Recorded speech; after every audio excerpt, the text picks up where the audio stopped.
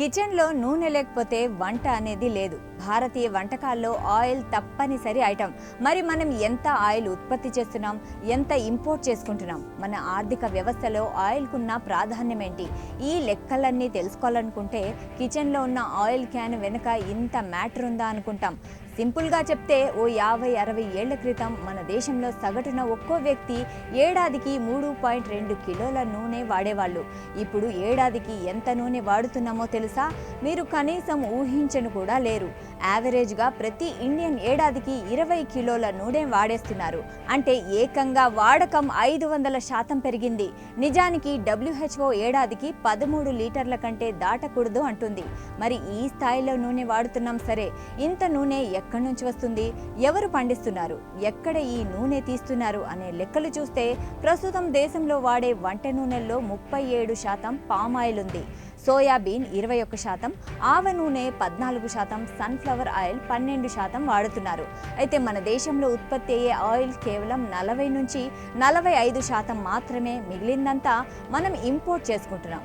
మనం వాడే నూనెలో సగం కంటే కాస్త తక్కువే మన దేశంలో ఉత్పత్తి అవుతుంటే మిగిలింది విదేశాల నుంచి ఇంపోర్ట్ చేసుకుంటున్నాం.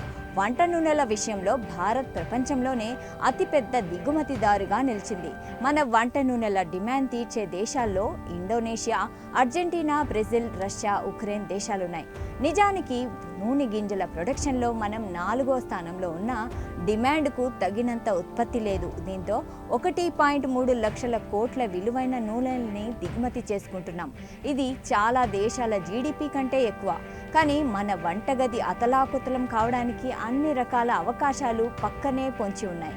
ఇతర దేశాలపై ఆధారపడ్డాం కాబట్టి వాటితో భౌగోళిక రాజకీయ సంబంధాల్లో ఏ మార్పు వచ్చినా, కరెన్సీ ఒడిదుడుకులకు గురైనా మన కిచెన్లో నూనె క్యాను ఖాళీ అవ్వడం ఖాయం.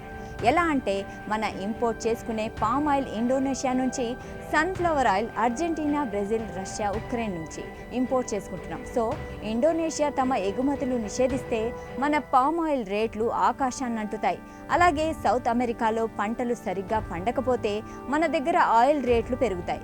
ఇప్పుడు మనం ముడి చమురు, బంగారం తర్వాత ఎక్కువ ఇంపోర్ట్ ఖర్చు వంట నూనెకే పెడుతున్నాం. ప్రపంచవ్యాప్తంగా నూనె గింజల ఉత్పత్తిలో 4వ స్థానంలో ఉన్న దిగుమతుల బిల్లు భారంగా ఉండి $1 బిలియన్ ఖర్చు చేస్తున్నాం. వాణిజ్య లోటు పెరిగిపోవడానికి కారణమవుతున్నాం. దీనికోసం ప్రభుత్వాలు ఏం చేయడం లేదా అంటే, చేస్తున్నాయి కాబట్టే ఈ మాత్రమైన పరిస్థితి ఉంది. నిజానికి మనం చమురు గురించి మాత్రమే మాట్లాడుకుంటాం, కానీ ఇది దానితో సమానమైన విషయమే. అందుకే వంట నూనెల దిగుమతి తగ్గించి మన దగ్గరే ఉత్పత్తి పెంచాలని ప్రభుత్వం భావిస్తుంది. దీనివల్ల ద్రవ్యోల్బణం తగ్గుతుంది, రైతులకు ఆదాయం కూడా పెరుగుతుందనేది కేంద్రం ఆలోచన. ప్రస్తుతం మన దేశంలో నూనె గింజల ఉత్పత్తి 41 మిలియన్ టన్నులకు చేరింది. కానీ గ్లోబల్ సగటు కంటే తక్కువే. వర్షాధార పొలాలు, చిన్న చిన్న కమతాలు కలిగిన రైతులు, నీటి వసతి లేకపోవడం, MSP గ్యారంటీ లేకపోవడం, ఇవన్నీ కలిసి రైతులకు నూనె గింజల సాగు ఆకర్షణీయంగా కనిపించడం లేదు. మరోపక్క మన దగ్గర వంట నూనెల రిఫైనరీలు కూడా అంతంత మాత్రంగానే పనిచేస్తున్నాయి. ఈ సమస్యలన్నీ దాటితే తప్ప మన దగ్గర నూనెల సమస్య తీరదు. ఇందులో భాగంగా మన ప్రభుత్వాలు పామ్ ఆయిల్ పెంపకాన్ని ప్రోత్సహిస్తున్నాయి. వచ్చే 7 ఏళ్లలో నూనెల గింజల ఉత్పత్తిలో స్వయం సమృద్ధి సాగించాలని ప్రభుత్వం పట్టుదలతో ఉంది. దీనికి సంబంధించి రైతులకు రాయితీలు, ప్రోత్సాహకాలు ఇవ్వాలనుకుంటుంది. Yellow revolution 2.0ను ప్రారంభించబోతుంది.